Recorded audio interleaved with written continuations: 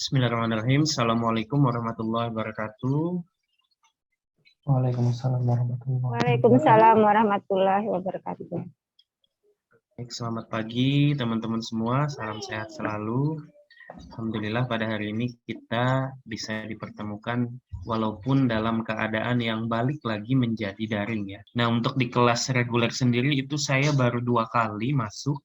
Itu di hari Selasa, ada 2 mata kuliah di sana ya. Kemudian Bapak Ibu yang lain juga masuk di Senin sampai Kamis. Nah, ketika ada edaran tersebut, mulai hari Jumat kita sudah kembali lagi ke daring. Nah, ini sangat disayangkan sekali ya. Tapi tidak apa-apa, karena memang kondisi kita sekarang masih belum stabil. Sangat belum stabil ya. Nah, jadi kita memang harus bersiap-siap untuk hal yang tidak terduga tersebut. Nah, oleh karena itu, di setiap mata kuliah yang saya ajarkan, itu saya selalu menerapkan sistem blended learning ya, yang mana pembelajaran itu menggunakan 2 sistem, yaitu sistem luring dan sistem daring ya. Nah, sistem luring kita ikut dengan kebijakan kampus ya. Ketika memang diperbolehkan, maka kita akan melakukan kegiatan perkuliahan secara luring. Tetapi ketika memang masih belum diizinkan, maka kita akan menggunakan kegiatan secara daring, seperti yang hari ini kita lakukan. Nah, mengenai kegiatan daring ini sendiri, kita akan melakukan dengan 2 sistem, yaitu sinkronus dan asinkronus. Nah, sinkronus adalah secara langsung dalam satu waktu, dalam satu tempat, walaupun virtual ya, seperti ini misalkan, kita akan melakukan secara conference, menggunakan Zoom meeting, bisa jadi nanti ya, dengan menggunakan aplikasi yang lain juga bisa. Yang pasti adalah itu sifatnya langsung secara conference begitu. Oke, yang kedua adalah asinkronus. Nah, asinkronus kita akan melakukan kegiatan menggunakan Learning Management System atau LMS punya kampus ya. Nah, seperti yang kalian sudah lakukan ketika PKKMB dulu ya. Ingat ya masih ya, PKKMB ya. Kalian menggunakan akun di di kampus dan join pada LMS-nya kampus. Masih ingat alamatnya? Masih ingat? Masih. Masih ya. Akunnya juga ingat ya, masih ya. Saya nggak bisa login, Pak. Kemarin udah coba. Oh, kemarin sudah coba. Oke, Iya. ada 1 orang yang tidak bisa login ya. Yang lain bisa login tidak? Bisa, Pak. Bisa ya. Bisa. Oke. Kalau tidak bisa login, nanti sampaikan saja ya ke saya, akan akan kita perbaiki. Nah, itu nanti mungkin akan direset dulu akunnya, baru bisa join kembali. Oke, baik, langsung saja pada hari ini kita akan melakukan perkuliahan kurang lebih 3 jam ya, itu kalau di waktu normal. Nah, ini seperti sepak bola.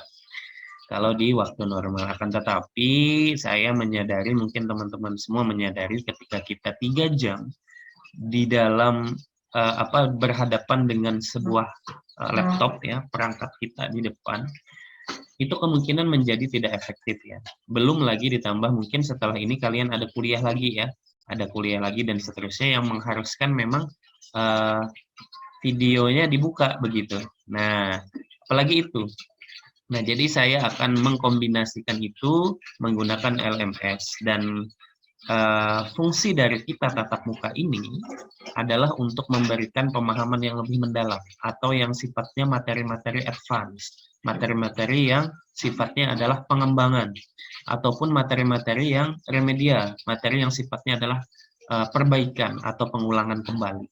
Nah, sedangkan materi-materi yang sifatnya rutin seperti presentasi materi ya, kemudian penjelasan materi dasar dan lain-lain, nah itu akan saya berikan tautannya di YouTube channel saya ya. Nah, YouTube channel saya itu akan saya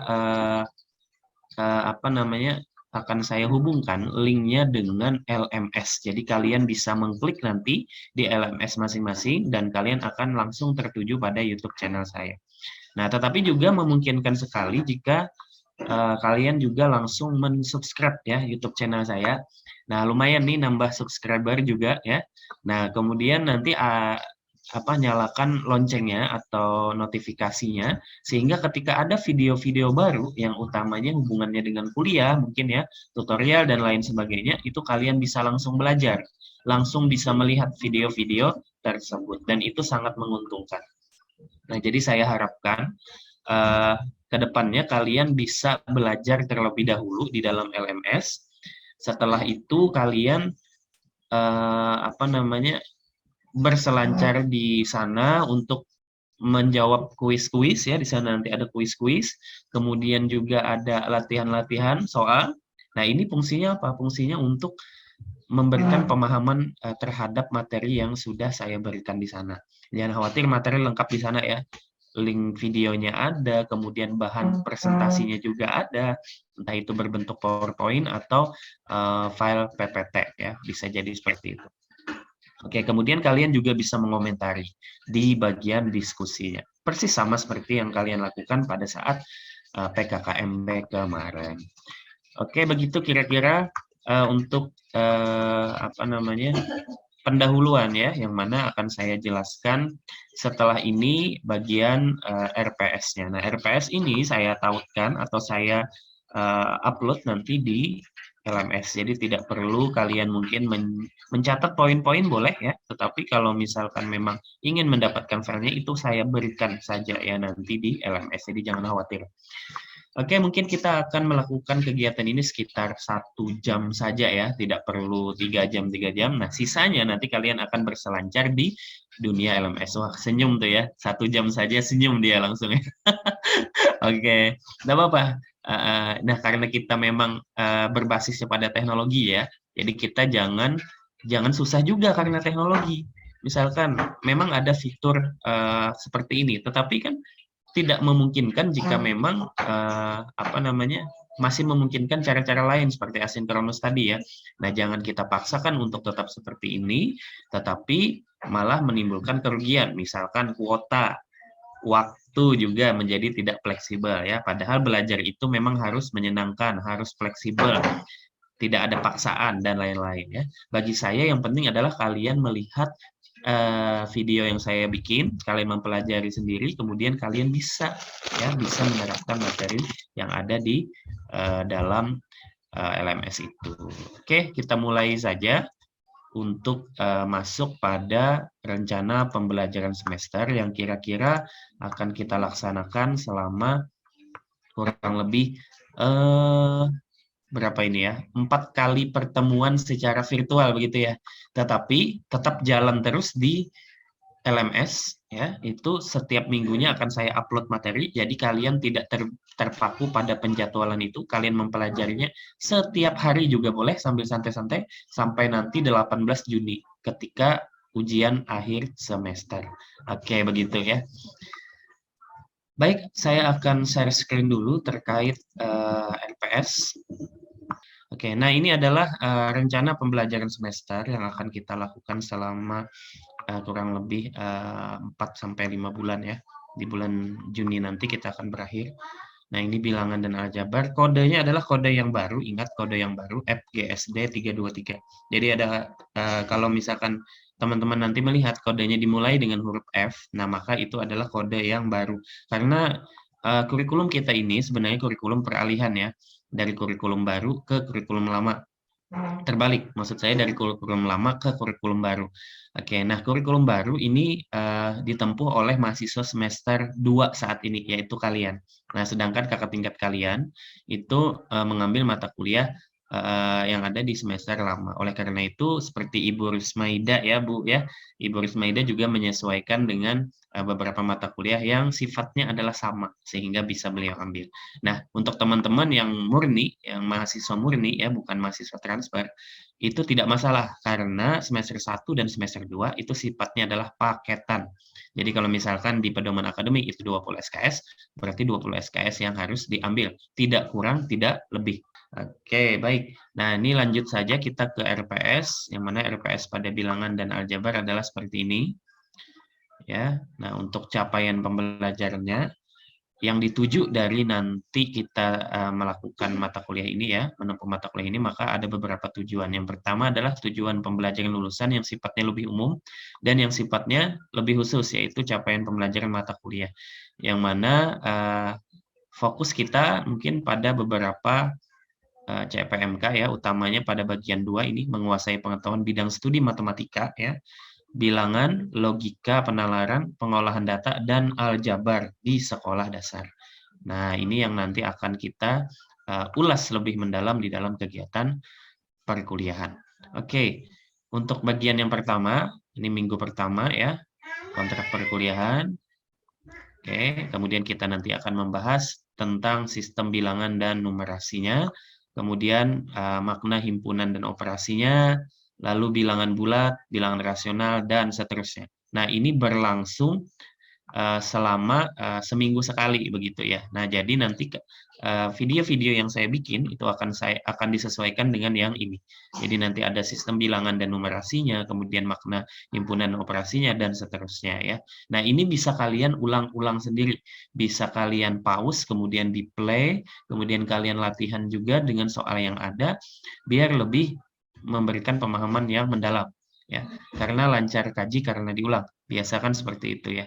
Nah, apalagi melihatnya sambil nyantai, sambil memasak mungkin ya, Bu Rusmaida sambil mengajar juga bisa. Ini nampaknya di sekolah ya, Bu Rusmaida ya. Nah, jadi sambil mengajar bisa, sambil santai bisa ya, seperti itu. Tapi konsisten. Nah, kenapa konsisten? Karena kalau melihat dari RPS ini lumayan beragam ya materinya. Nah, materi-materi ini adalah materi dasar sebetulnya teman-teman sekalian. Kenapa? Karena ketika nanti teman-teman sekalian ini bisa mengajar di sekolah, menjadi guru ya. Nah, ini teman-teman dihadapkan oleh pertanyaan-pertanyaan dari siswa yang sederhana begitu. Kenapa sederhana? Ya karena level mereka kan masih di SD.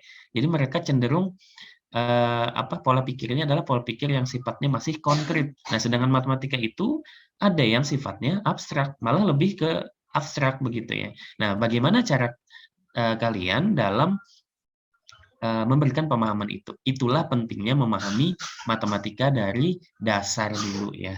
Nah, walaupun kita semua menyadari, saya juga menyadari bahwa mungkin masih ada yang menganggap, bukan masih ada ya, banyak yang menganggap bahwa matematika itu dalam tanda kutip ya, menyulitkan begitu ya, bahkan mengerikan. Ada yang mungkin alergi ya, ketika melihat angka mungkin gatal-gatal gitu.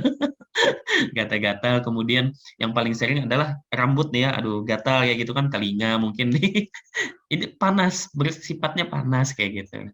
Nah, itu bagi yang belum memahami matematika ya. Nah, bagi yang menganggap matematika itu sulit, berarti mereka itu masih belum memahami kehidupan. Kenapa? Karena kehidupan jauh lebih sulit begitu. Ya. Jadi matematika itu mudah sebetulnya ya. Mudah. Oke. Kenapa mudah? Ya, mudah dan menyenangkan. Nah, kenapa seperti itu?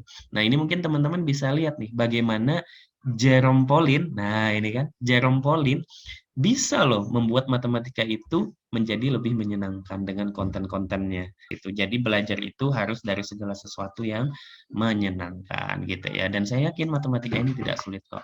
Sebenarnya belum nyampe aja pada pemahaman yang mendalam.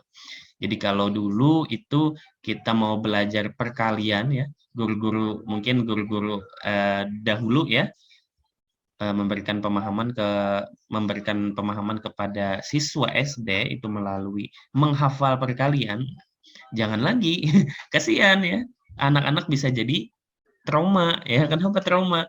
Ya bagaimana tidak menghafal dalam satu waktu gitu ya, dan penilaiannya juga dari hafalan. Nah, padahal matematika itu adalah sebuah konsep yang tidak bisa dihafal.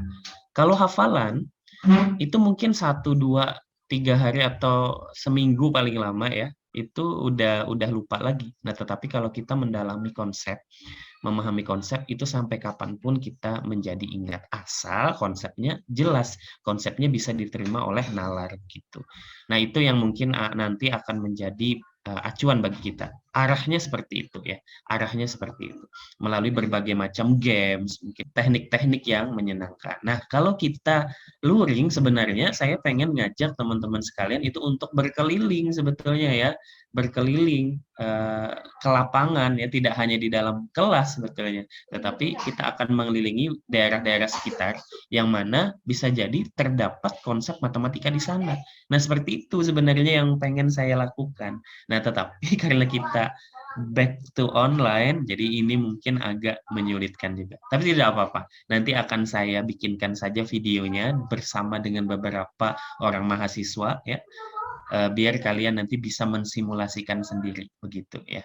Oke, nah nanti kita juga minta pendapat nih dari Ibu Rusmaida Baslan ya, yang mana beliau ini kan sudah mengajar di SD ya, nah dan beliau sudah berpengalaman. Nah, nanti kita korek aja nih, kira-kira permasalahan mengajarkan matematika itu seperti apa di sekolah. Nah, ini kita untung sekali ya, ada teman-teman kita yang beragam. Jadi, teman-teman mahasiswa yang murni ini bisa belajar duluan gitu loh, sebelum terjun ke sekolah ya. Nah, ini yang mau kita sampaikan. Oke, lanjut kita pada RPS ya. Yang mana RPS dan seterusnya nanti akan teman-teman lihat di sini ya. Ada UTS-nya juga.